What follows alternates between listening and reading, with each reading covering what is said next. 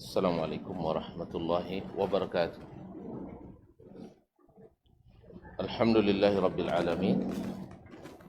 Wassalatu wassalamu ala sayyidil awwalin wal akhirin, nabiyyina wa sayyidina Muhammadin wa ala alihi at-tayyibin wa azwajihi at-tahirati ummahatil mu'minin والتابعين لهم بإحسان إلى يوم الدين.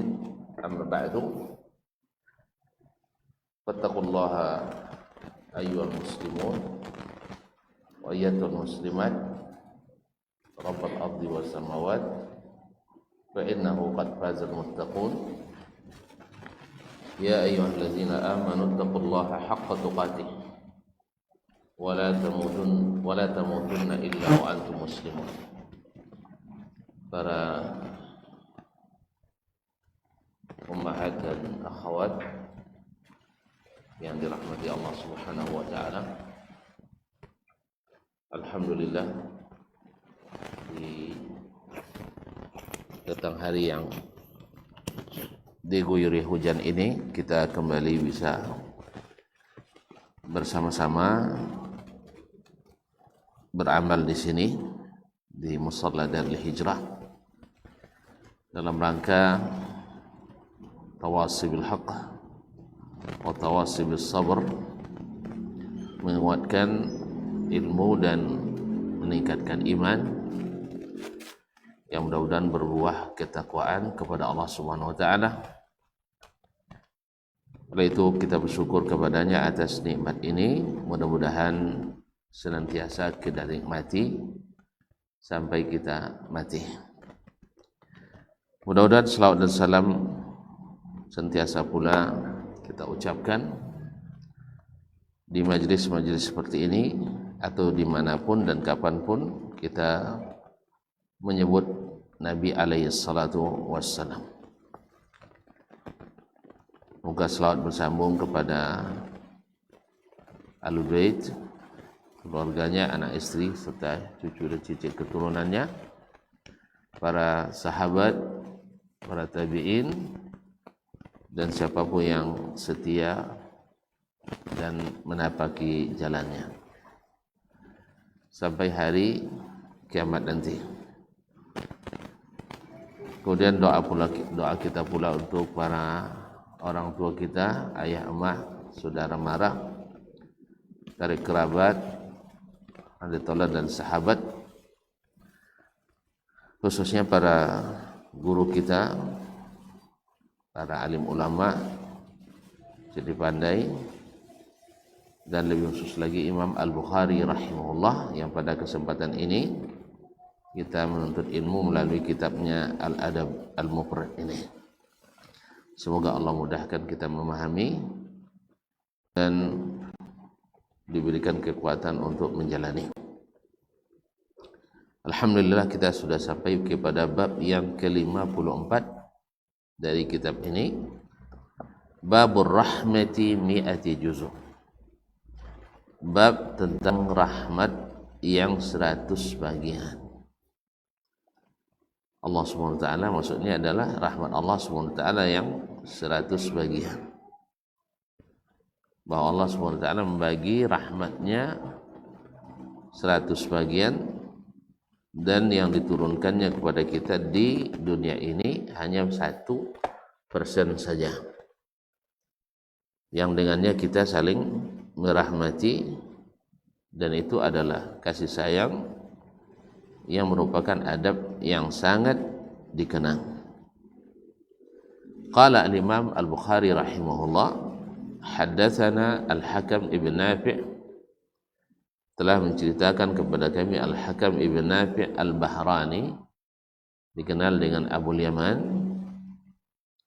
Qala akhbarana Shu'aib, telah menceritakan kepada kami Shu'aib, yaitu Shu'aib ibn Abi Hamzah, An Az-Zuhri, dari Imam Az-Zuhri Abu Bakar Muhammad ibn Abdullah, Muhammad ibn Muslim ibn Ubaidillah ibn Al-Harith ibn Hisham ibn Shihab Az-Zuhri adalah salah satu dari ulama besar hadis dan fikih yang menjadi perpustakaan sanad hadis, dan yang pertama mengumpulkan hadis secara besar-besaran atas perintah dan instruksi dari pemerintah resmi Amirul Mukminin Umar bin Abdul Aziz. Qala, dia berkata, akhbarana Sa'id ibn Musayyib, telah menceritakan kepada kami Sa'id ibn Musayyib ibn Hazan Al-Qurashi Abu Muhammad Al-Madani, adalah afdalu at-tabi'in wa a'lamuhum, tabi'in yang paling afdal. Kalau Abu Bakar adalah sahabat yang paling utama, maka Sa'id bin Musayyib adalah tabi'in yang paling utama. Anna Abu Hurairah radhiyallahu ta'ala anhu, bahwa sesungguhnya Abu Hurairah Abdurrahman ibn Sakhar Ad-Dawsi, sahabat yang paling banyak meriwayatkan hadis dari Nabi alaihi salatu wassalam, dikenal dengan Hafizul Islam, dan itu adalah berkat doa Nabi alaihi salatu wassalam untuknya dan kegigihannya dalam mengikuti dan menghafalkan hadis Nabi alaihi salatu wassalam. Qala, dia berkata, sami'tu Rasulullah sallallahu alaihi wasallam yaqul, saya mendengar Rasulullah sallallahu alaihi wasallam berkata, ja'alallahu azza wa jal ar-rahmata mi'ata juz'. Allah menjadikan rahmat itu, kasih sayang itu 100 bagian. Fa amsaka indahu 99, lalu dia menahan di sisinya 99. Wa anzala fil ardi juz'an wahida, dan dia turunkan ke bumi 1 bagian dari 100 itu. Fa min dzalikal juz' yatarahamul khalq, dari 1 bagian itulah makhluk-makhluk di permukaan bumi ini saling menyayangi. Hatta tarfa'al farasu hafiraha an waladiha, sampai-sampai seekor kuda menahan, mengangkat kakinya dari anaknya yang ada di bawahnya, khasyata an tusibahu, karena takut kakinya mengenai anaknya tadi. Ma'asyiral akhwat dan umat yang dirahmati Allah SWT, hadis ini atau bab ini munasabahnya dengan bab adab adalah kaum muslimin dan muslimat yang dirahmati Allah, bahwa saling menyayangi adalah adab yang sangat dianjurkan di antara makhluk Allah SWT. Seperti dalam bab sebelum ini, kita mendapatkan kasih sayang Allah dengan syarat kita mengasihi orang-orang yang atau makhluk yang diciptakan Allah SWT. Dalam bab sebelum ini, man la yarham la yurham, man la yarham la yurham, orang yang tidak menyayangi maka tidak akan disayangi. Dalam hadis lain disebutkan, irhamu man fil ardi yarhamkum man fis sama, sayangilah yang di bumi, pasti kamu akan disayangi oleh yang di langit. Tapi Nabi heran pada seorang yang mengatakan, saya memiliki anak 10 orang, tak satu pun yang pernah saya cium.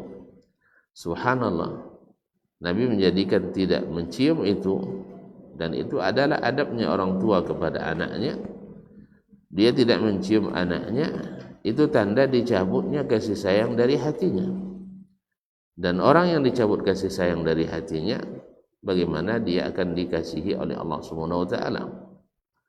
Oleh itu kaum muslimat yang dirahmati Allah, munasabalah bahwa bab ini atau hadis ini disebutkan dalam kitabu Al-Adab, dalam kitab Al-Adab, karena bagaimanapun manusia itu diciptakan akan meniru atau memberikan kepada seseorang yang mau memberikan dia sesuatu yang ia inginkan. Dan yang paling kita inginkan dalam kehidupan ini adalah kita disayangi oleh orang. Kalau bisa semua orang menyayangi kita. Tentu saja salah satu usaha yang kita dapatkan, yang kita bisa lakukan adalah untuk berusaha menyayangi sebanyak-banyak mungkin orang. Karena kalau kita menyayangi sebanyak mungkin orang, maka insya Allah kita akan mendapatkan kasih sayang dari sebanyak mungkin orang. Adalah Rasulullah Sallallahu Alaihi Wasallam yang sayangnya kepada makhluk ini lebih banyak.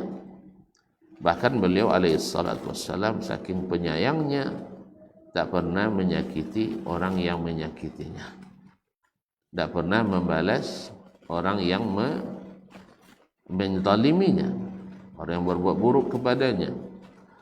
Karena Nabi alaihissalatu wassalam diberikan sifat Raufur Rahim, bil mu'minina Raufur Rahim, sangat penyayang dan sangat pengasih kepada orang-orang yang beriman. Bukan kata beliau sendiri yang disebut oleh Allah Subhanahu wa taala, wa ma arsalnaka illa rahmatan lil alamin. Kami tidak mengutusmu kecuali menjadi rahmat, menjadi kasih sayang bagi semesta alam. Oleh itu masya Allah tabarakallah, Nabi adalah orang yang paling beruntung mendapatkan kasih sayang dari banyak orang, karena beliau adalah orang yang paling menyayangi banyak orang.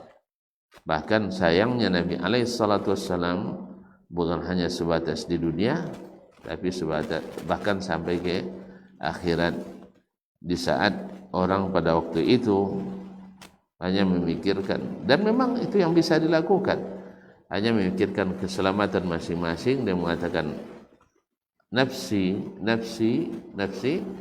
Maka saat itu Nabi alaihissalatu wassalam mengatakan ummati, ummati, ummati.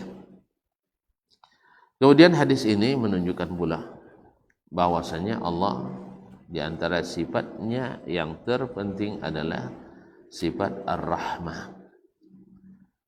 Allah SWT adalah Maha Pengasih dan Penyayang. Dari kalimat ini dia menyebut atau memberikan namanya yang senantiasa diulang-ulang dalam kalimat yang mengandung banyak barakah.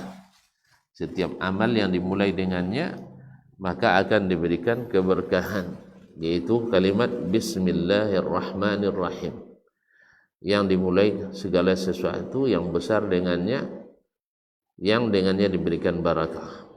Kullu amrin zibalin la yubda'u bi bismillah fahuwa ajzam. Segala sesuatu yang tidak dimulai dengan bismillah maka dia terpotong atau terputus keberkahannya, atau terputus dan tidak diberikan kemudahan dan kelancaran dalam melaksanakannya. Kemudian kaum muslimin dan muslimat dirahmati Allah Subhanahu wa taala, bahwa rahmat kasih sayang bukan hanya pada atau antar makhluk yang berakal, tetapi juga sampai kasih sayang itu ada pada hewan-hewan yang tidak berakal. Subhanallah, ini menandakan bahwasanya betapa besarnya dan luasnya rahmat Allah Subhanahu wa taala. Bayangkan yang 1 bagian saja, yang 1% saja bisa membuat seluruh makhluk di permukaan bumi ini saling menyayangi. Masya Allah. Sampai-sampai kita lihat ketika ada misalnya seekor rusa, anaknya menjadi incaran seekor harimau, maka dia rela untuk menjadikan dirinya sebagai umpan dan korban sehingga anaknya tidak diterkam harimau. Atau misalnya juga ketika menyeberangi sungai, lalu anaknya dikejar oleh buaya, maka ibunya melintas dan membiarkan dirinya diterkam asal anaknya selamat. Dan masih banyak lagi kaum muslimin dan muslimat yang dirahmati Allah SWT, bentuk-bentuk kasih sayang yang ditunjukkan Allah pada makhluknya. Nah, kalaulah hewan-hewan yang seperti itu menyayangi anak-anaknya dengan rahmat yang Allah turunkan, tentu manusia lebih berhak untuk itu. Makanya di antara doa yang dianjurkan oleh Allah SWT selalu dibaca oleh seorang anak, wa qur rabbirhamhuma kama rabbayani shaghira.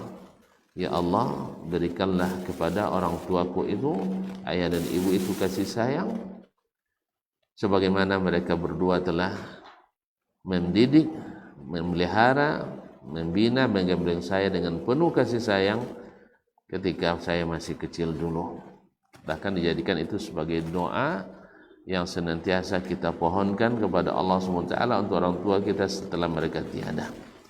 Dan juga itulah doa yang selalu dianjurkan untuk dibaca untuk orang-orang yang sudah meninggal dunia.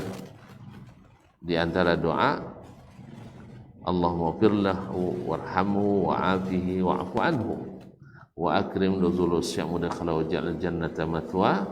Di antaranya adalah berikan dia ampunan dan rahmat.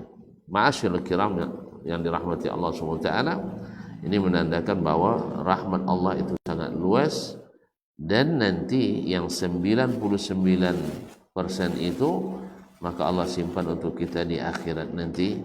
Mudah-mudahan kita adalah orang-orang yang berbahagia mendapatkan rahmat Allah. Tapi ingat, untuk mendapatkan itu jangan lupa bab yang sebelumnya, irham turham, kasih sayanglah, niscaya kamu akan disayangi. Jadi mesti orang-orang kalau ingin mendapatkan kasih sayang Allah SWT, maka berkasih sayanglah di antara sesama. Dan bila ini terjalin dan bila ini terlaksana di antara hamba-hamba Allah, maka dipastikan akan terjadi keharmonisan, adab yang tinggi, akhlak yang mulia di antara pergaulan sesama anak manusia. Ma'asyiral karimat, ibu-ibu dan saudara, ibu-ibu dan para akhwat yang dirahmati Allah SWT, kalau bicara tentang rahmat ini, maka adalah pembicaraan yang seluas rahmat Allah SWT. Karena Allah mengatakan, inna rahmati wasi'at kulla syai'. Sesungguhnya rahmatku meliputi segala sesuatu. Dan Allah mengatakan, inna rahmati sabaqat ghadabi. Sesungguhnya rahmatku lebih cepat daripada murkaku. Kalau bukan karena rahmat Allah SWT, maka kita ini sudah banyak yang binasa. Kalau dianggap kalau Allah marahnya lebih menonjol, lebih cepat, maka setiap dosa yang dibuat oleh hamba ini membuat kita hancur. Tapi Allah SWT, inna rahmati sabaqat ghadabi. Sesungguhnya rahmatku lebih cepat daripada marahku.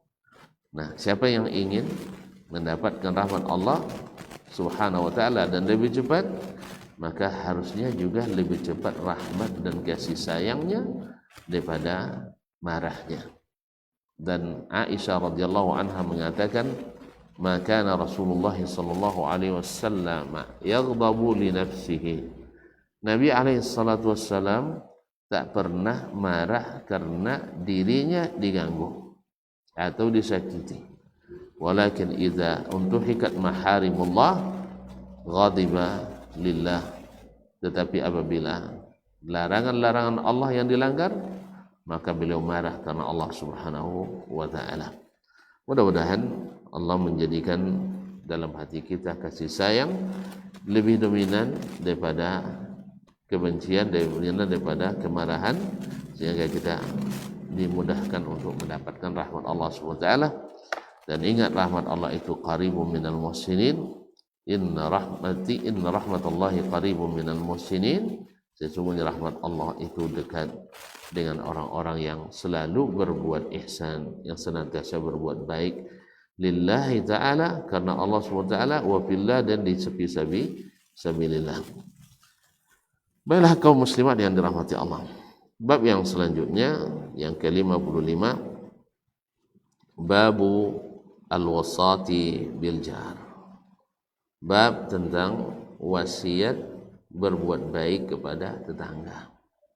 Ini juga masih dalam berkaitan dengan kasih sayang, dan orang yang pertama atau yang paling dekat, yang paling patut untuk mendapatkan itu adalah orang-orang yang bertetangga dengan kita, karena saudara terikat dengan kekerabatan, tetapi tetangga terikat dengan kita dengan kedekatan.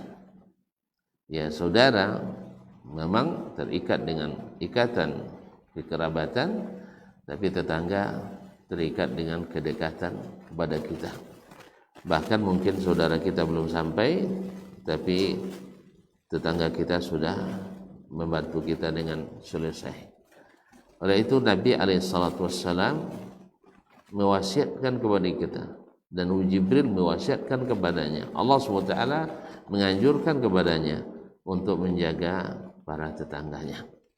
Qala rahimahullah, berkata Imam Al-Bukhari rahimahullah, hadatsana Ismail ibn Abi Uwais, telah menceritakan kepada kami Ismail bin Abi Uwais, yaitu Ismail ibn Abdullah ibn Abi Uwais Al-Uwaisi Al-Madani, saudara anak dari paman Imam Malik rahmatullahi alaihi.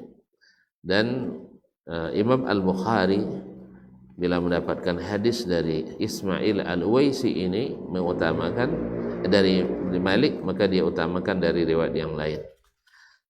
Dan ini qala hadatsani Malik, telah menceritakan kepadaku Imam Malik ibn Anas Abu Abdullah Al-Himyari Al-Madani, Imam Darul Hijrah, Imam Darul Hijrah, dan Imam salah satu mazhab fikih yang 4 yang dikenal sangat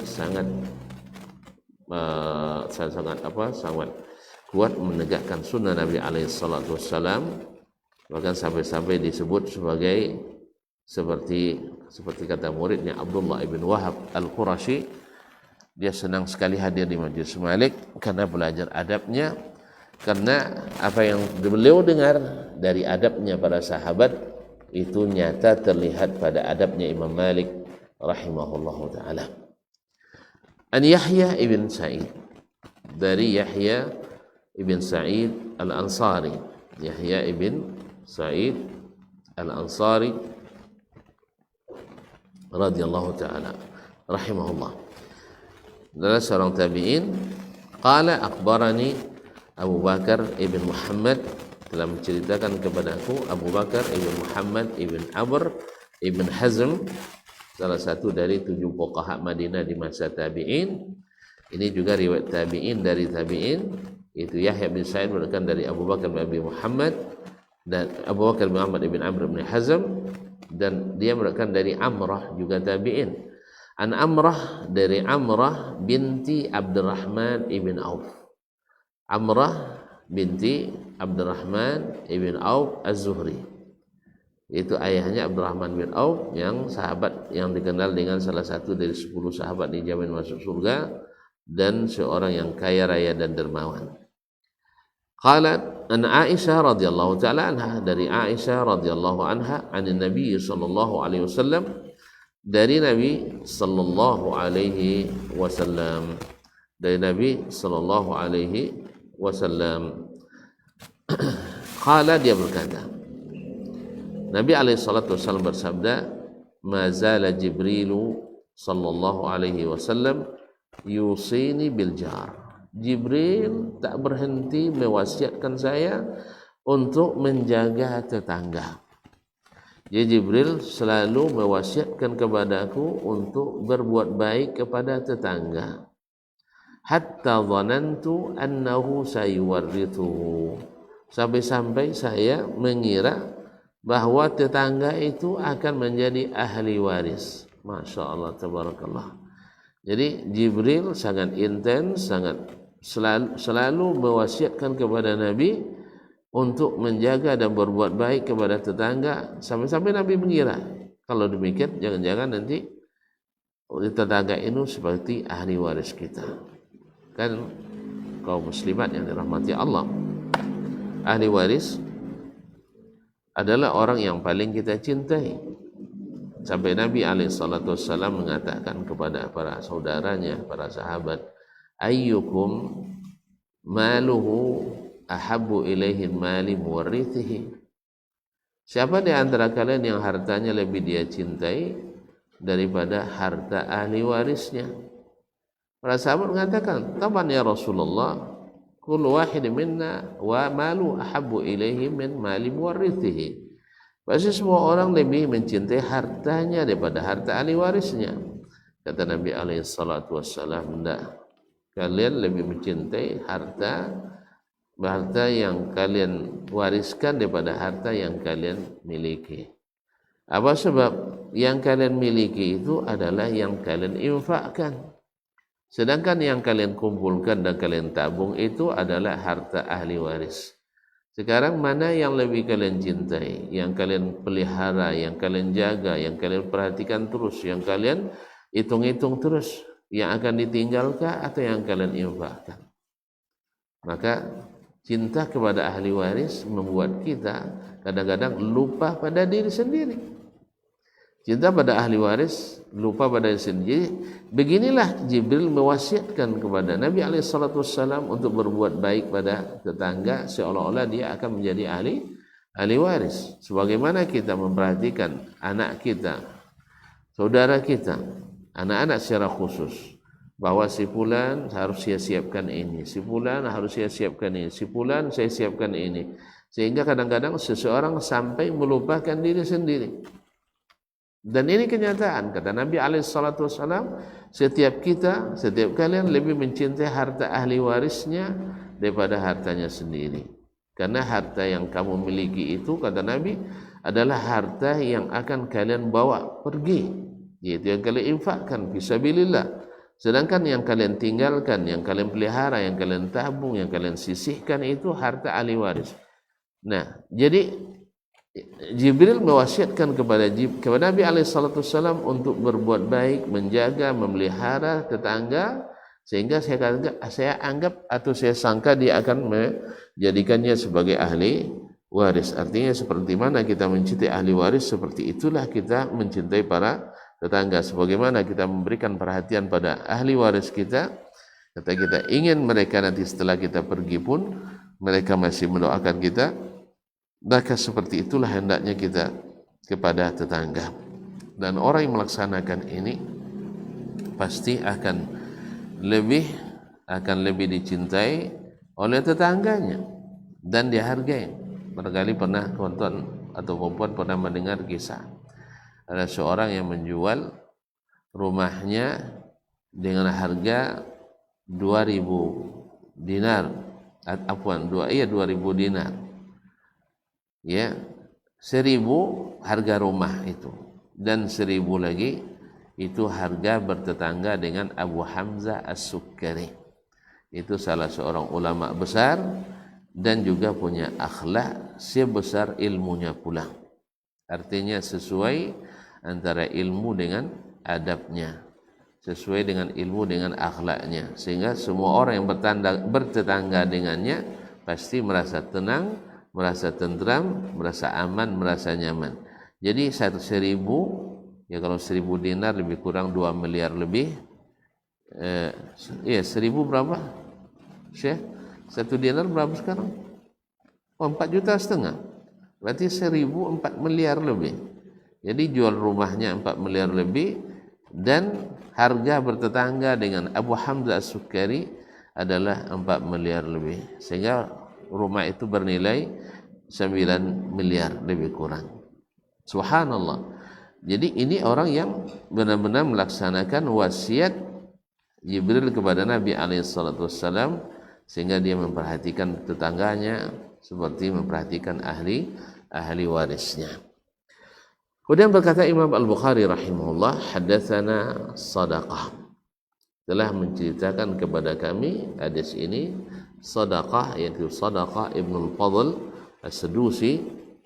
Qala, dia berkata, akhbarana Ibnu Uyainah, telah menceritakan kepada kami Ibnu Uyainah, itu Sufyan Ibnu Uyainah Al-Hilali Abu Muhammad Al-Makki, Imamul Hijaz di zamannya, an Amrin, dari Amr, yaitu Amr ibn Dinar, dari Amr ibn Dinar Al-Makki, an Nafi' ibn Jubair, dari Nafi' ibn Jubair ibn Adi atau ibn Mut'im ibn Adi, an Abi Shuraih Al-Khuzai, dari Abu Shuraih Al-Khuzai, salah seorang sahabat Nabi yang kenal dengan Abu Shuraih Al-Khuzai, ani Nabi sallallahu alaihi wasallam, dari Nabi sallallahu alaihi wasallam, qala, dia berkata,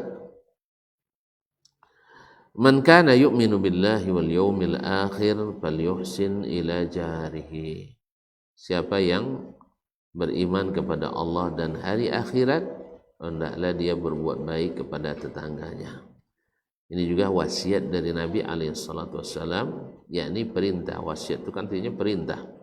Yusikumullahu fi auladikum, Allah memerintahkan pada kalian, pada anak-anak kalian. Di wasiat Nabi alaihissalatu wassalam, perintahnya, man kana yu'minu billahi wal yawmil akhir, siapa yang beriman pada Allah dan hari akhirat, falyuhsin ila jarihi, hendaklah dia berbuat baik kepada tetangganya.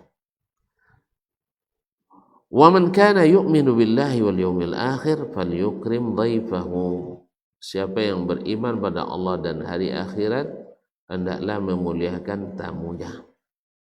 Wa man kana yu'minu billahi wal yawmil akhir falyaqul khairan aw liyasmut, barang siapa yang beriman kepada Allah dan hari akhirat, hendaklah berkata yang baik atau lebih baik diam.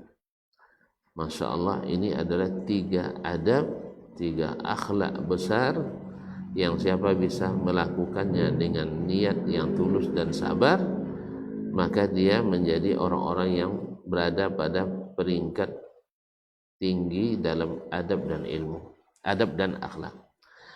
Yang pertama adalah siapa yang beriman pada Allah dan hari akhir, hendaklah berbuat baik pada tetangganya. Karena sebaliknya, orang yang buruk itu adalah man la ya'manu jaruhu bawa'iqah. Orang yang seburuk-buruk orang itu adalah orang yang tetangganya tak selamat daripada gangguannya.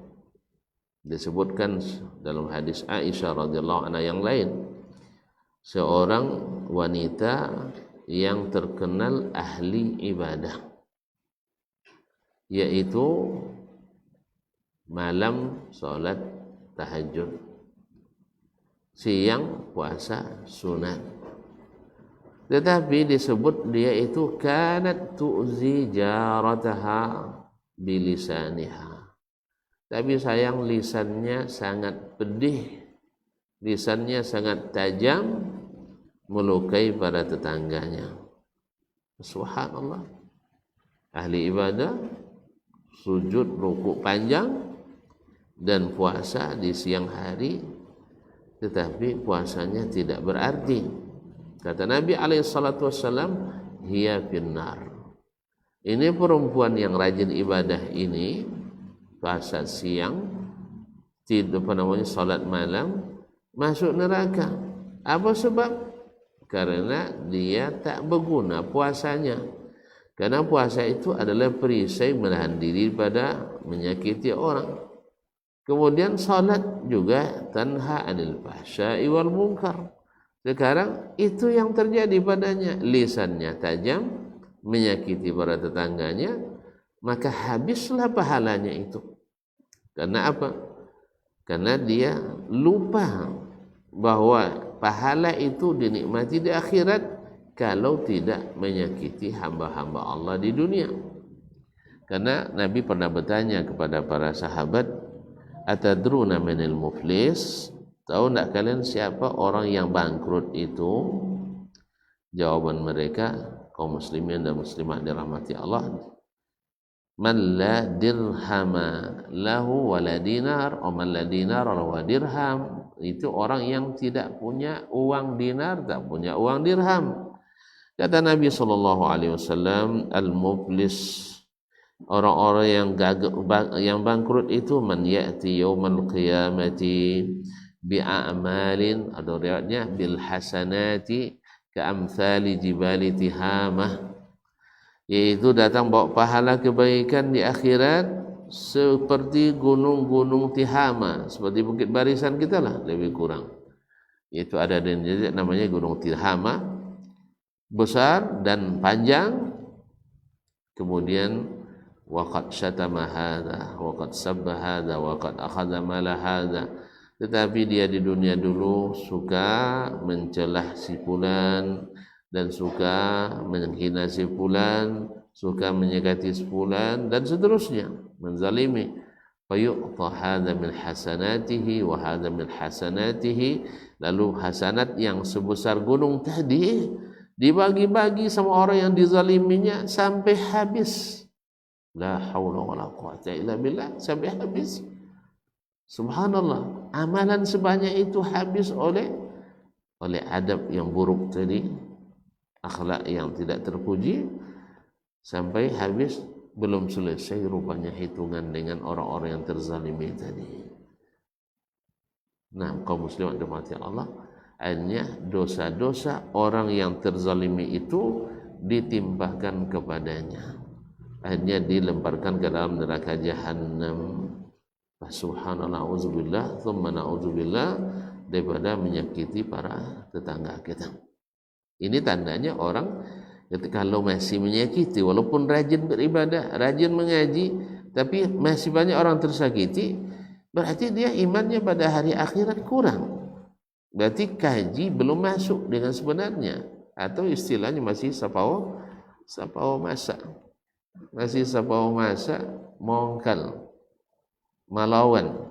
Jadi tidak bisa dimanfaatkan, tidak manis buahnya. Oleh itu kaum muslimin dirahmati Allah, makanya kita, agama ini bukan hanya sisi keyakinan, akidah, tauhid saja, bukan hanya dari sisi ibadah saja, tapi ada sisi yang lain, yaitu sisi muamalah, sisi akhlak dan adab, yang tidak sedikit pengaruhnya pada tauhid dan iman kita.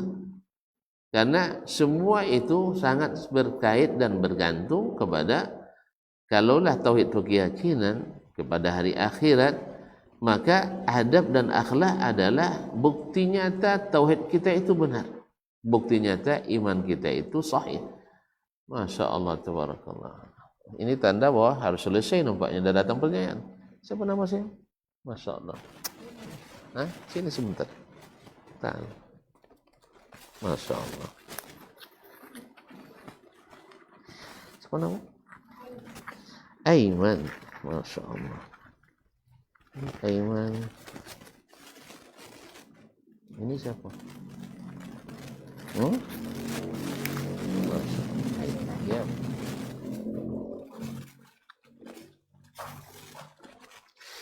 Masya Allah. Ini sudah ada isyarat bahwa waktu sudah dekat. Terima kasih. Taib. Subhanallah. Ini bahwasanya iman dan akidah yang benar, tauhid yang benar harus berimplikasi dan sinergi dengan akhlak dan adab yang tinggi. Karena apa gunanya kita ibadahnya luar biasa, ikhlas, tapi ternyata kepada hamba-hamba Allah kita tidak beradab, tetangga-tetangga kita tersakiti. Mudah-mudahan Allah jauhkan kita dari hal-hal yang seperti ini. Kalau bisa kita seperti Abu Hamzah Sukari tadi, batambau gopit umawang tau gede di awal. Jadi batamba ogo umawang gara-gara. Makanya ada istilah dalam bahasa Arab yaitu al-jaru qabla ad-dar. Yaitu lihat tetangga dulu sebelum kita membangun rumah kita. Karena apalah gunanya rumah bagus tetapi tidak memiliki tetangga yang bersinergi dengan kita. Tetangga yang mungkin menyakiti kita, sehingga kita pun otomatis juga akan akan menyakiti mereka dengan cara-cara yang mungkin tidak kita ketahui. Kemudian ciri orang beriman disebut lagi orang beriman pada Allah dari akhirat itu ada yang kedua, falyukrim dhaifahu, hendaklah memuliakan tamunya. Memang orang Arab itu susah dilawan dalam masalah ini. Ada sampai hari ini kalau kita bertamu di rumah, ada sebagian kabilah di kampung-kampung itu kalau bertamu di rumahnya, dia tidak akan pernah menanyakan untuk apa kita datang, aib bagi mereka. Yang penting ketika sampai di rumah, dia berikan pelayanan, tempat tinggal, makan gratis sampai 3 hari 3 malam. Mereka tidak akan menanyakan untuk apa kita datang, sampai kita yang menceritakan langsung. Dan bahkan ada yang marah kalau seandainya dia dikatakan, nanti kalau kamu datang ke tempat saya, tolong diberitahu, nanti akan saya berikan pula pelayanan seperti Anda melayani saya hari ini. Itu marah dia. Saya memberikan ini lillahi ta'ala, karena memang hak tamu itu 3 hari 3 malam mesti diberikan pelayanan, tempat tinggal, makan, itu adalah hak yang wajib. Mereka memandang suatu kewajiban dan kehormatan. Nah, pada yukrim dhaifahu, hendaklah dia memuliakan tamunya. Wa man kana yu'minu billahi wal yawmil akhir falyaqul khairan aw liyasmut. Siapa yang beriman pada Allah dan hari akhirat, lebih banyak diam. Kalau tidak bicara yang baik, lebih baik diam saja. Sebab salah karena diam lebih baik daripada salah karena berbicara. Kenapa? Karena diam tidak ada konsekuensi hukumnya. Tapi kalau sudah berbicara ternyata salah, itu ada konsekuensinya. Kalau ibarat pepatah kampung kita, biak poca di pawi, jangan sampai poca di mulut. Sebab poca di pawi masuk angin, mules kata orang Jawa. Tapi kalau sudah pecah di perut jadi muntah. Muntah ini terlihat oleh orang menjijikkan dan jatuh kepada sesuatu terpaksa dibersihkan karena dia mengotori. Oleh sebab itu biarlah tahan. Lebih baik kalau tidak baik yang akan kita ucapkan, tahan saja dan insya Allah dia akan hilang. Apalagi kalau kita termasuk jenis orang yang tidak mau memenjarakan orang dalam hati kita, yang cepat sekali melupakan keburukan yang diberikan kepada kita. Maka insya Allah makan kita tak terganggu, tidur kita juga tidak terganggu. Karena apa? Karena hati kita tak pernah memenjarakan orang dan pikiran kita tidak pernah menjadi arsip kesalahan-kesalahan orang kepada kita. Mudah-mudahan Allah SWT menjadikan kita orang yang senantiasa menjaga adab dan akhlak ini, yang senantiasa menjaga kasih sayang di antara hamba-hamba Allah dan bahkan kepada seluruh makhluk Allah Subhanahu wa taala. Wabillahi taufiq. Ada beberapa pertanyaan. Masya Allah. Assalamualaikum Ustaz, di dekat rumah kita masjid dan musalla yang ada banyak melakukan kegiatan bid'ah. Sudah tahu bid'ah berarti sudah tahu sunnahnya. Bolehkah kalau kita membangun musalla yang berkaitannya sesuai dengan sunnah? Mohon nasihatnya Ustaz. Catatan PRT-nya belum kasih izin. Kaum muslimat yang dirahmati Allah SWT, dulu Nabi SAW ketika diutus Allah menjadi rasul, beliau harus mendakwahi orang yang menjadikan masjid tersuci di seluruh dunia, Al-Masjidul Haram, yang pahala solat 1 kali di dalamnya, semoga Allah berikan berkat rezeki itu, lebih afdal daripada 100.000 kali solat di masjid yang lain. Di dalamnya masjid yang dulu yang membangunnya, Ka'bah yang dulu dibangun oleh Nabi Ibrahim, beliau dulu terusir dari kampung halamannya, dari Babilonia selatan Irak, gara-gara menghancurkan berhala. Sekarang rumah besar, rumah yang suci, kiblatnya umat manusia. Dalam lintas sejarah, inna awwala baitin wudi'a lin-nasi lalladzi bi Bakkah mubarakan. Rumah pertama yang diciptakan untuk manusia beribadah adalah lalladzi bi Bakkah, yang penuh berkah itu. Dipenuhi dengan patung-patung. Tidak sedikit pula, 360. Bayangkan kaum muslimat yang dirahmati Allah SWT, beratnya perjuangan dakwah yang disampaikan atau dia harus diperbaiki oleh Nabi alaihi salatu wassalam. Tetapi mereka tidak berputus asa. Nabi tidak berputus asa dan mengikut apa yang diarahkan oleh Allah SWT. Tidak membuat Ka'bah tandingan pula, karena di situ sudah ada Ka'bah dan itu yang harus dibebaskan, dibersihkan. Maka usaha pertama kita adalah memperbaiki orang-orang yang ada di sekitar kita itu. Dan ingat, berapa banyak yang menjadi penyebab orang simpati dengan dakwah ini adalah akhlak dan adab yang tinggi. Akhlak dan adab yang tinggi. Sebab orang-orang penyeru kebenaran itu selalu difitnah dengan fitnah keji. Nabi difitnah sebagai ahli sihir, sebagai dukun, sebagai pendusta, bahkan disebut orang gila. Subhanallah, banyak orang yang termakan isu, iya banyak sekali. Tetapi orang-orang yang Allah inginkan hidayah baginya, setelah melihat Nabi semakin diberikan ilmu dari wahyu, semakin halus dan semakin tinggi budinya. Padahal berhadapan dengan orang-orang yang tidak seiman. Tapi kok bisa mereka merasa lebih nyaman? Satu-satunya yang mereka tidak bisa terima adalah kok beda kajinya dengan kita. Itu aja masalahnya. Kalau sempat kita sampai seperti itu, orang mengakui kita itu subhanallah, orang tuh kalau mengaji, masya Allah luar biasa pengorbanannya, luar biasa adabnya, luar biasa akhlaknya. Kita tidak pernah, selalu perdana menyapa kita, selalu membantu kebutuhan kita dan seterusnya. Dan bila kita sakiti, mereka balas dengan senyum dan sebagainya. Masya Allah. Kalau itu yang kata mereka, kemudian beda, cuma masalahnya kajinya tak sama dengan kita. Itu yang masalah dengan Nabi SAW. Kajinya berbeda dengan kaji umumnya masyarakat Mekah waktu itu. Itu yang mereka jadi catatan.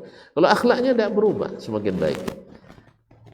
Maka orang-orang yang difitnah atau termakan oleh fitnah tadi, Allah selamatkan. Misalnya Amru bin Tufail Ad-Dawsi, dia kepala suku Daus di Yaman. Karena kepala dia itu disambut oleh kepala orang-orang Quraisy. Woi, berbahaya Mekah hari ini. Kalau kau berjalan harus sumbat telinga. Apa itu? Karena Muhammad itu tukang sihir. Siapa mendengar perkataannya pasti tersihir. Mereka mengatakan tukang sihir, padahal mereka tahu itu bukan sihir. Akhirnya termakan.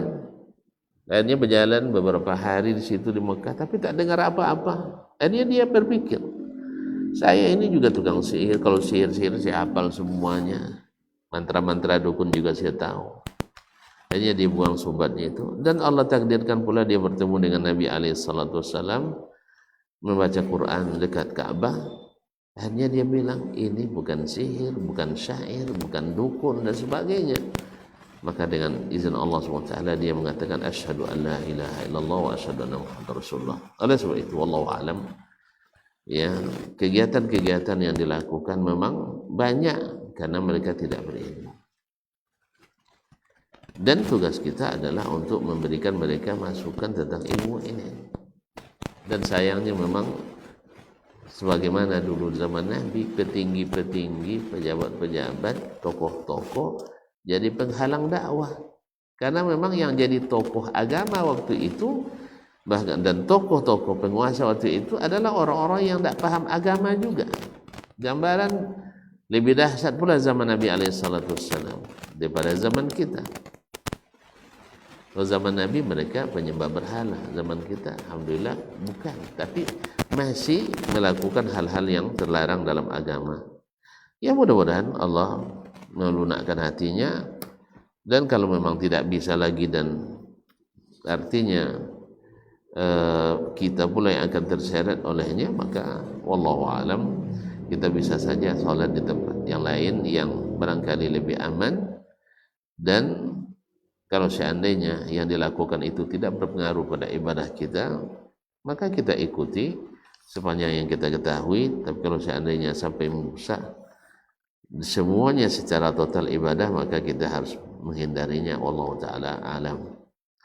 Dan apakah kita membangun musholah lagi? Ya kalau memang kita tidak bisa menghidupkan sunnah Nabi dengan baik, dan kita sudah melakukan berbagai upaya untuk memperbaiki, ternyata juga dihalangi dan tidak diberikan kesempatan di tempat kita berada, maka wallahu alam maka boleh melakukan untuk membangun. Dan ini tidak masuk golongan masjid dirar seperti yang disebut dalam ayat dalam surah At-Taubah itu, karena masjid dirar itu dibangun bukan lillahi ta'ala, sedangkan yang kita bangun adalah lillahi ta'ala. Kemudian masjid dirar itu digunakan untuk menyakiti orang-orang beriman, sedangkan kita adalah untuk menjadi tempat yang tenang bagi orang-orang beriman. Masjid dirar itu adalah bukan menjadi sarang munafikin, dan masjid yang kita bangun bukan untuk orang-orang munafik, tapi orang-orang yang jujur dalam beragama, ingin mengembalikan agama seperti yang ada pada masa Nabi SAW. Sedangkan orang sekarang banyak yang ingin agama itu sesuai dengan kearifan lokal, sesuai budaya tempatan, sesuai dengan keinginan masyarakat. Padahal kebanyakan masyarakat itu tidak berilmu. Maka ini tidak masuk dalam golongan masjid dirar.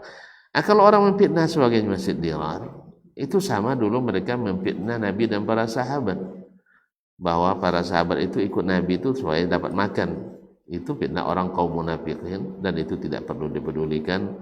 Wabillahi taufiq. Assalamualaikum Ustaz. Dia bertanya, Ustaz, bagaimana menyikapi kita punya tetangga yang julid, apa ini? Saya tidak paham julid. Apa julid sih? Hah? Oh, ini garis miring ada, iri dan dengki. Bahasa apa julid itu? Hah? Bahasa kotanya ya? Aku orang kampung, udah tahu. Taib, iri dan dengki. Ini kata Syekhul Islam Ibnu Taimiyah rahimahullah, ma min jasadin illa wa fihi hasad. Tidak ada satupun jasad kecuali di dalamnya ada bibit hasad. Ada bibit dengki, itu ada. Cuman bedanya, wa ammal karim, kata beliau, payukhfihi. Orang yang mulia, hasad itu dia tekan dan dia sembunyikan, tidak nampak dalam perbuatan dan tindakan. Wa ammal laim payubdihi. Orang yang buruk perangainya, dia akan perlihatkan itu dalam tindakannya. Subhanallah. Nah, kalau terlihat dalam perbuatannya, maka kita bersabar. Tidak ada obatnya kecuali bersabar. Yang kedua, jangan suka meneren-neren. Ini buat teren-teren, inilah jolih hasad buat teren-teren pula. Jadi jangan suka berbicara tentang nikmat Allah yang diberikan kepada kita pada tetangga yang seperti ini. Bahkan mungkin ada dalam hadis, walaupun dipersisiakan, ista'inu ala hajatikum bil kitman, yaitu minta tolonglah mendapatkan keinginan kalian dengan cara menyembunyikan dari orang lain, khususnya orang-orang yang hasad tadi. Seorang hasad itu, subhanallah, bukan kali para umat pernah dengar kisah perlombaan hasad sedunia. Pernah dengar kisahnya? Berkumpul, ini diriwayatkan oleh Abu Tahir As-Silafi dan At-Tuyuriyat. Ya, dia berkumpullah 3 orang ahli hasad di dunia. Berlomba siapa di antara ketiganya yang paling hasad, yang paling dengki. Yang pertama mengatakan, saya yang pertama. Gimana hasadmu? Dia bilang, amma ana fama tamannaitu an af'ala bi ahdin khairan qat. Saking hasadnya saya tak pernah berkeinginan, bercita-cita berbuat baik pada seorang pun. Masya Allah. Gimana? Ada yang sudah seperti itu? Tidak pernah berkeinginan, terbersit dalam hatinya berbuat baik kepada seorang pun. Ternyata diketawain sama yang dua lagi. Anta ahsanu ahli dunia. Kalau begitu kamu menjadi manusia terbaik di dunia ini. Kalau tidak berniat berbuat baik pada seorang pun. Lalu kamu punya apa hasadnya? Yang kedua ngomong, ana ma tamannaitu ayyaf'ala ahadun bi ahadin khairan qad. Kalau tadi dia sendiri tidak mau berbuat baik, yang ini enggak mau melihat orang lain berbuat baik pada orang lain. Rasanya dia sudah jadi pemenang, ternyata masih ada yang lebih dahsyat lagi. Yang ketiga bilang, antum ahsanu ahli dunia. Kalian berdua ini orang terbaik. Masya Allah, masih terbaik juga. Lalu kamu milik hasad seperti apa? Qala ma tamannaitu ayyaf'ala ahadun bi khairan qad. Kalau saya lebih dahsyat. Saya tak pernah berpikir, tak pernah berharap, tak pernah berkeinginan orang berbuat baik kepada saya. Jadi berbuat baik kepada dia pun dia tidak suka. Pernah ketemu orang seperti ini? Belum kan? Kalau saya sudah. Saya sudah ketemu dengan orang seperti ini. Buat baik dia pada kita, buruk juga. Diantarkan makanan, kamu kira kami miskin ya katanya. Masya Allah. Diantarkan duit, dikira kamu saya pengemis. Itu gimana lagi? Tidak dibuat, ngomong juga. Tidak pernah datang memperhatikan kita. Susah. Nah, obatnya apa? Obatnya jendulin. Saja jendulin. Sebab ini orang sakit. Orang sakit kita kasihani saja. Jangan masukkan ke hati. Kok pidatonya dongon aja lah. Suka pidato ke? Kok jojok nengok kita? Jangan jojok nengoknya. Artinya jangan dibalas. Sebab kalau kita balas, seperti kata Imam Ibnul Qayyim rahimahullah, hasad itu ibarat api. Kalau kita balas, dia akan semakin hidup. Tapi ketika kita tidak balas, dia akan saling makan sendiri dan mati. InsyaAllah ta'ala. Wallahu ta'ala alam. Bismillah, assalamualaikum warahmatullahi. Apakah boleh seorang akhwat tenaga kesehatan mengikuti TKHI? TKHI itu apa? Iya apa? Tenaga Kesehatan Haji Indonesia. Iya. Taib, kalau boleh kenapa tidak boleh? Haji boleh kan? Cuman syaratnya ada. Ada mahramnya apa tidak? Kalau ada mahramnya, maka boleh. Kalau tidak ada mahram, khususnya yang masih muda, ya kalau itu tak perintah, saya tidak nasihati. Sebab di lapangan susah untuk menjaga, walaupun di tanah suci. Tapi kalau seandainya bisa dijaga, gimana mau menjaga? Karena kadang-kadang ditidur sekamar dengan ketua. Saya juga saksikan TPHI-nya, pembimbing hajinya, pembimbing ibadahnya juga ustadz, tapi dia tidak punya kuasa. Ketua kloter lebih berkuasa. Kalau tidak punya mahram, menurut saya tidak perlu diikuti. Oh gajinya besar, gaji besar, dan bisa haji kan? Tapi dosanya juga besar, na'udzubillah. Tapi kalau mau bisa aman, artinya tidak ada pelanggaran syar'i di dalamnya, ya. Kecuali yang kita kadang harus mengobati yang laki-laki, tidak ada lagi yang mengobati kecuali perempuan dan dihindari berinteraksi fisik. Itu mungkin. Ini yang masalahnya kadang tidur sekamar ini masalah. Karena jemaah Indonesia ini termasuk jemaah yang tongkol juga menurut saya.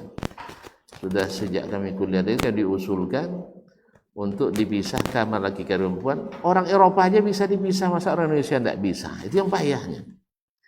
Ketika Pak Menteri Mufti Basyuni sudah mewajibkan untuk pisah kamar laki-laki perempuan, tetap aja ada ustadz-ustadz ketua kloter yang mengatakan itu peraturan menteri kan, bah kita terserah kita aja. Lebih nyaman mereka untuk tidur sekamar. 3 pasang Terus kalau waktu tidur bisa kita menjaga aurat kita. Dan tidak jarang kami juga menyelesaikan perselisihan akibat cemburu itu. Abang belum pulang, ini istri belum pulang. Ini terpaksa masuk karena hajat, karena perpuluhan masuk. Tidak lama pulang abang bos, sebab dua bini je orang lain. Kawan, batu umbuk sudah itu. Batu umbuk sudah itu. Awak je jelasin. Kan patang sabuk jen sekamar je kalian. Nah, itu masalah. Kalau memang bisa dihindari hal seperti itu, orang-orang yang thiqah, dan ini syaratnya oleh Imam Syafi'i rahimahullah, bergabung dengan orang yang thiqah. Walaupun tidak uang siko, kalau uang siko tidak bisa. Tapi orang-orang yang thiqah menjaga agamanya, baik ketua kloternya, TPHD-nya, dan pembimbing ibadahnya, kemudian jemaahnya. Kan ini masalahnya, Indonesia ini memang susah. Mohon maaf, jemaah haji yang dari sisi ini ya, tidak mau. Kami kadang dulu kami masih kuliah, sudah kami datangi pemilik maktab. Boleh tidak kami aturkan? Misalnya yang laki-laki di lantai 1, lantai 2, perempuan lantai 1 misalnya. Dan mau orang itu, pas dia tawarkan kepada pengurus, susah katanya. Awak dah susah payah ngurusnya, mereka bilang susah pula. Nah, ya gimana lagi? Nah, kalau seperti itu, wallahu alam, mohon maaf karena bertanya ke saya katakan saya tidak rekomendasikan. Tapi kalau seandainya diwajibkan, tidak bisa, tidak ada pilihan, berarti kan bukan keinginan sendiri. Tapi kalau masih pilihan, apalagi yang masih muda, karena saya melihat sendiri, orang harus pergi kemana-mana bersama, kadang, mohon maaf, kadang berdua aja sama ketua pergi. Kadang berdua pula dengan tenaga kesehatan laki-laki lain, atau lain-lain, dan itu banyak terjadi lapangan. Jadi oleh sebab itu, mohon maaf, kalau itu yang ditanyakan, karena memang satu syarat musafir wanita itu mesti punya mahram. Itu syarat pertama. Syarat pertama. Karena mahram itu gunanya sangat besar. Nah, dan kalau sempat saya menteri agamanya, kalau ada yang tenaga kesehatannya perempuan yang berangkat, saya berikan porsi suaminya atau mahramnya mesti berangkat. Kalau tidak boleh berangkat. Arab Saudi sekarang tidak wajibkan mahram lagi, misalnya perempuan itu haji dan umrah. Itu peraturan pemerintah, tidak berubah hukum syar'i. Dulu ketika mereka masih hukum syar'i, kita akali dengan mahram administrasi. Nah, itu orang Indonesia pintar juga, mahram administrasi. Tidak, ini masalah hukum syar'i. Wallahu ta'ala alam. Assalamualaikum Ustaz, bagaimana hukum belanja online dengan sistem COD? Ini saya tidak begitu paham nih. Mesan tidak pandai, beli tidak pandai, sistemnya tidak pandai. Tanyalah yang lain aja lah ya, yang lebih paham ya. Nah, istilahnya lebih paham. Ya mungkin Dr. Helmi lebih paham ini. Ya saya juga tidak pernah memanfaatkan COD ini, tidak pandai. Saya mesan pun tidak pandai. Atau tanya istri saya, dia pandai itu. Ini pandai, nyeladanya hukumnya. Ya. Sama pandai ya, COD? Enggak. Anda nyebut COD aja. Ini apa mana COD? Bos awak? Oh, COD. Apa artinya? Cash on delivery. Bayar ketika sampai. Terus? Ada boleh kalau mau dibayar ketika sampai, dibayar barangnya, kemudian si barangnya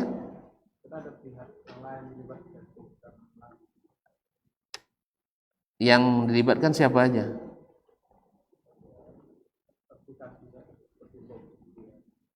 Sopido siapa lah banyak istilah lah, marketplace lah, itulah Shopee lah. Shopee doang. Kak Shopee aplikasi, terus kita pesan melalui Kak Shopee, terus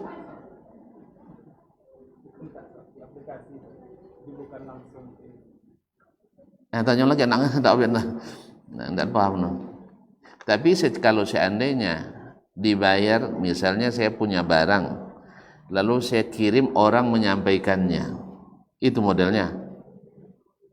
Ya, saya punya barang, lalu antum telepon saya perlu barang ini, dibayar di tempat, dan itu bai'us salam. boleh. Boleh dibayar di tempat sesuai spesifikasi yang sudah kita sebutkan. Atau boleh juga dibayar di, ini cash bukan di salam lagi, ini cash ini. Boleh ditolak? Boleh ditolak kan? Tidak sah. Kenapa tidak sah? Di mana letak keraguannya? Kalau itu sah, insya Allah ta'ala. Artinya diantarkan barang baik oleh yang bersangkutan langsung atau orang lain yang menjadi kurirnya atau pesuruhnya atau jasa yang lain, maka boleh dibayar sesuai dengan suka sama suka atau tidak. Karena yang melihat barang sudah dilihat ternyata sesuai dengan yang kita pesan, maka dibayar waktu itu. Itu boleh sekali, itu hukum asli sekali. Nah, jadi wallahu alam, kalau memang itu gambarannya boleh. Assalamualaikum Ustaz. Ustaz mau bertanya tentang fidyah, berapa besaran fidyah jika dibayarkan dengan bahan makanan mentah Ustaz? Dan apakah boleh dibayarkan ke orang miskin yang bukan di daerah tempat kita tinggal? Ini fidyah apa dulu? Kalau fidyah fidyahnya apa namanya? Fidyah puasa. Nah, ya dibayarkan pertama kepada orang miskin 1 hari setengah sa' atau 2 mud, dan kalau makan adalah sekali makan, dan dibayarkan 1 hari itu sebesar setengah zakat fitrah atau setengah sa', dan dibayarkan di tempat kita berdomisili karena hukum asalnya itu. Nah, dan tidak boleh dibayarkan ke tempat yang lain ya selama di sini masih ada orang miskin. Wallahu taala a'lam. Baik, demikian, terima kasih dan mohon maaf. Wallahu taala a'lam. Wassallallahu ala nabiyyina Muhammad wasallam. Wabillahi taufiq wal hidayah. Wa subhanakallahumma bihamdik asyhadu an la ilaha illa anta astaghfiruka wa atubu ilaik. Wassalamualaikum warahmatullahi wabarakatuh. Barometer amal kita saleh tak salehnya di salat kita. Bila salat kita ikhlas dan sesuai dengan sunnah Nabi SAW, maka insya Allah amalan yang lain mengikut. Ini aktivitas ini membantu saya di akhirat atau akan menyulitkan saya di akhirat? Kalau seandainya perbuatan itu ternyata akan menyulitkan kita di akhirat kelak, tinggalkan perbuatan itu. Anta ni'mal jund. Kamu adalah sebaik-baik prajurit. Coba lihat. Kamu adalah sebaik-baik prajurit. Maka tujuannya adalah menghancurkan kehidupan rumah tangga.